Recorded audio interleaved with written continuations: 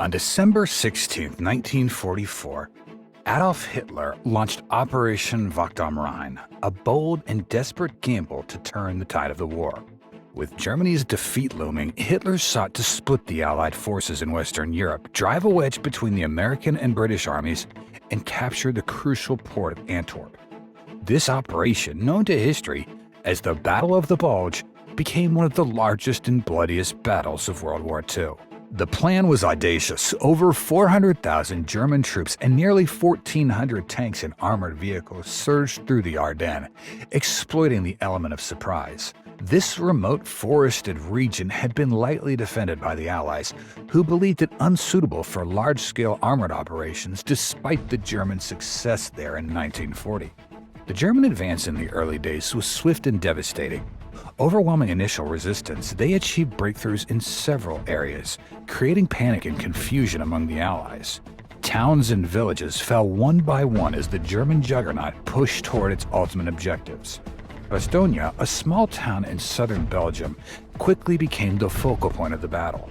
Its strategic importance lay in its location. It served as a vital crossroads where 7 major roads converged. These roads were essential for the movement of troops and supplies, making Bastogne the linchpin of the Ardennes road network. For the Germans, capturing Bastogne was critical to ensuring the success of their advance toward the Meuse River and Antwerp. For the Allies, holding the town was equally crucial to delaying the German offensive and buying time to regroup.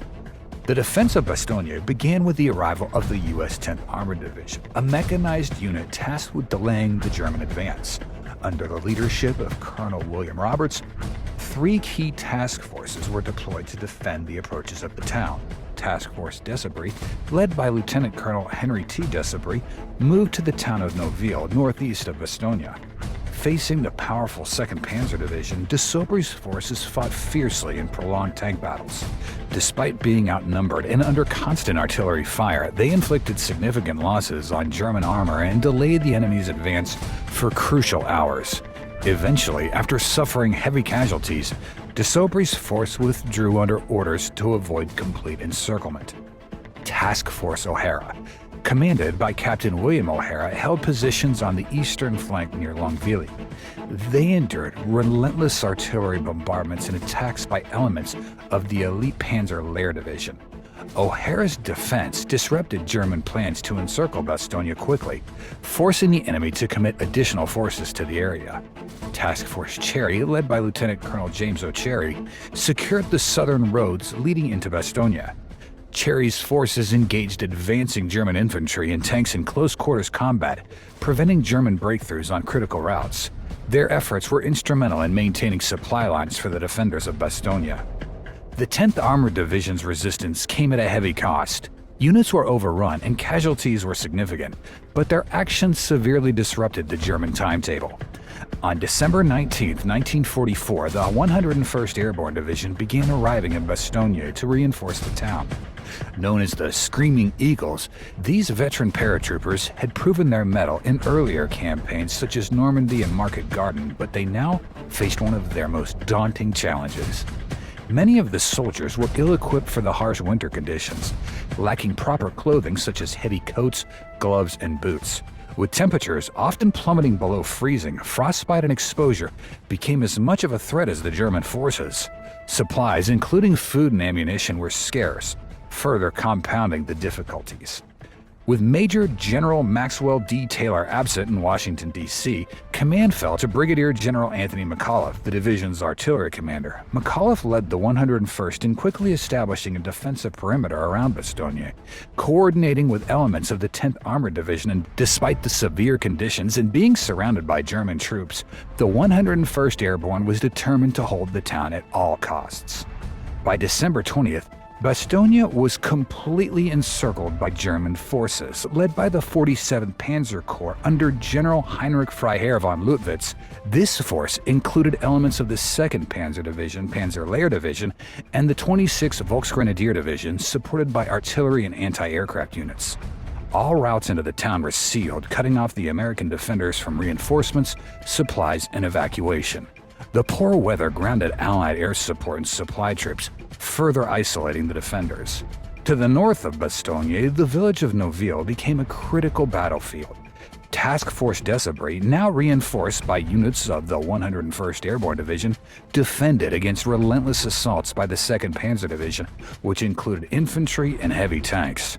For hours, the defenders held the village despite being outnumbered and under constant artillery bombardment. However, with casualties mounting and German pressure increasing, the Americans were forced to withdraw the Bastogne. Despite the loss of Noville, their fierce resistance delayed the German advance, giving the 101st Airborne more time to strengthen Bastogne's defenses. In the south, the village of Marvilliers became another focal point of German attacks. Forces from the 26th Volksgrenadier Division, supported by tanks, launched repeated attacks on the village. The defenders fought fiercely to hold the area, with much of the fighting devolved into brutal close-quarters combat, with American troops defending positions house by house. Despite the intensity of the German assaults and freezing conditions, the defenders held Marvilliers and prevented the enemy from breaking through to Bastogne from the south. The eastern perimeter of Bastogne was defended primarily by paratroopers of the Screaming Eagles, but also included a mix of support personnel who were not trained, or at least expected, for frontline service. These included artillerymen, engineers, clerks, and other rear echelon troops who were pressed into combat as riflemen to fill the gaps in their lines. Their efforts were crucial in holding key positions against repeated assaults by the 26th Volksgrenadier Division and elements of the Panzer-Lehr Division. Civilians from Bastogne and surrounding villages also contributed by helping dig defensive positions, caring for the wounded, and providing vital local intelligence about German troop movements. Despite lacking proper winter gear and enduring freezing temperatures, the defenders entrenched themselves in foxholes and makeshift bunkers, utilizing wooded ridges and open fields to create strong defensive positions. The Germans launched relentless infantry and armor assaults, often preceded by heavy artillery barrages and Nebelwerfer rockets known to the Allies as Screaming Mimes. However, the defenders' resourcefulness, coupled with precise American artillery fire from the 105mm howitzers, blunted the attacks. Even when overwhelmed in some areas, the defenders regrouped and counterattacked to prevent a German breakthrough. The combination of determined resistance by both combat and non-combat troops, along with civilian support, ensured that the eastern perimeter held firm, preventing the Germans from tightening the encirclement further or overrunning Bastogne. On December 22nd, General von Lüttwitz sent a formal demand for the surrender of Bastogne to the Americans. His message stated, "To the USA commander of the encircled town of Bastogne, the fortune of war is changing. This time, the USA forces in and near Bastogne have been encircled by strong German armored units. More German armored units have crossed the River Our near Orteville, have taken Marche, and reached Saint-Hubert by passing through the Ypres-Sibert-Tillet. Liebermann is in German hands. There is only one possibility to save the encircled USA troops from total annihilation. That is the honorable surrender of the encircled town. In order to think it over, a term of 2 hours will be granted beginning with a presentation of this note. If this proposal should be rejected, 1 German artillery corps and 6 heavy AA battalions are ready to annihilate the USA troops in and near Bastogne. The order for firing will be given immediately after this 2-hour term. All the serious civilian losses caused by this artillery fire would not correspond with the well-known American humanity." The German commander. Soon after receiving the demand for surrender, McAuliffe sent the following eloquent reply to his German adversary. To the German commander, nuts, the American commander. When the German delegation requested clarification, the Americans explained it simply meant go to hell. McAuliffe's response became a rallying cry for the defenders and a symbol of American resolve.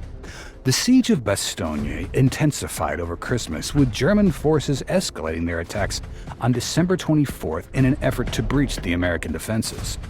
These attacks involved coordinated strikes by tanks, infantry, and artillery, targeting key positions around the town. In Marvilliers, American troops held their ground against the repeated German attacks, often fighting at close quarters. When their situation grew desperate, they called in artillery strikes dangerously close to their own positions, halting the enemy's advance.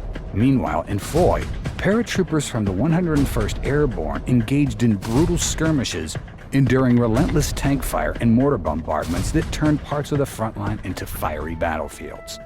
Despite freezing temperatures, dwindling supplies, and mounting casualties, the defenders of Bastogne held firm. American artillery positioned within the town proved decisive, delivering precise and continuous counter-barrages that disrupted German assaults and inflicted significant losses. The resilience and coordination of the defenders ensured the town remained under American control, even as conditions grew increasingly dire. However, the weather began to clear on the 23rd, and the Allies took full advantage of their air superiority. The U.S. Army Air Forces began coordinated efforts to support the besieged defenders of Bastogne. Vital supplies including food, ammunition, medical supplies, and winter clothing were parachuted into the town, providing the defenders with the means to continue holding out. Simultaneously, Allied fighter bombers, such as P-47 Thunderbolts, launched devastating strikes against German positions, disrupting their supply lines and hampering their ability to continue large-scale assaults. These efforts significantly boosted the morale and effectiveness of the American forces within Bastogne. Then, on December 26th, General George S. Patton's Third Army broke through German lines to relieve the beleaguered town. Patton's rapid redeployment of his forces was a masterstroke of military logistics and strategy, covering over 100 miles in less than 48 hours through harsh winter conditions. The 4th Armored Division, leading the charge, faced stiff German resistance as it pushed toward Bastogne. Combat teams fought through the heavily defended positions, using tanks and infantry to outmaneuver the German roadblocks and artillery. By the evening of December 26th, elements of the 4th Armored Division established a narrow corridor into the town, linking up with the defenders and providing much-needed reinforcements. The opening of the corridor did not end the fighting, as the Germans launched counterattacks in an attempt to close the gap. Despite these efforts, the link held firm, securing Bastogne and marking a critical turning point in the Battle of the Bulge. The coordination of air and ground forces during this period showcased the determination and resilience of the Allied forces in one of their toughest campaigns in the war. Following the relief of Bastogne, the defenders, though severely depleted, managed to stabilize their positions, and after receiving much-needed supplies, the 101st Airborne Division, supported by reinforcements from Patton's Third Army, held their ground, while the weather finally cleared enough to allow for air resupply and reconnaissance flights. Despite the relief, Bastogne remained a contested area as German artillery continued to bombard the town. While the pressure from German infantry forces diminished, small-scale counterattacks were launched against the perimeter in a futile effort to retake their strategic position. The defenders, still recovering from their ordeal, remained on alert, knowing the threat of German reinforcements was ever present. The battle was an American victory, with the losses heavy on both sides. The Americans suffered 3,000 casualties from a defending force of 11,000 men, 2,000 just from the 101st Airborne. The Germans also suffered heavy losses, with estimates of over 10,000 casualties during the siege and the subsequent failed attempts to breach the American defenses. Bastogne's defense had a profound impact on the broader Battle of the Bulge. By holding the town, the Allies denied the Germans a vital crossroads and supply hub, hindering their ability to advance further into the Ardennes. Had Bastogne fallen, the Germans would have had a crucial strategic advantage, potentially cutting off key supply lines and weakening the Allied position. The successful defense of the town also served as a morale boost for the entire Allied front. It demonstrated the resilience of the U.S. forces, who, despite being surrounded, refused to surrender. The Siege of Bastogne marked a turning point in the Battle of the Bulge, as the German offensive lost momentum. The courage of the men at Bastogne helped prevent a German breakthrough and contributed to the eventual collapse of their Ardennes Offensive. The Siege of Bastogne became one of the defining moments of the Battle of the Bulge in the war for the Americans. The German offensive had failed to achieve its objectives, and their forces suffered devastating losses in men and equipment. For the Americans, the victory at Bastogne was a testament to courage, resilience, and determination in the face of overwhelming odds. The legacy of Bastogne endures as a testament to the indomitable spirit of those who fought and gave their lives for freedom. In the snow-covered fields of Bastogne, ordinary soldiers accomplished extraordinary feats. Their story reminds us of the price of freedom and the enduring strength of the human spirit.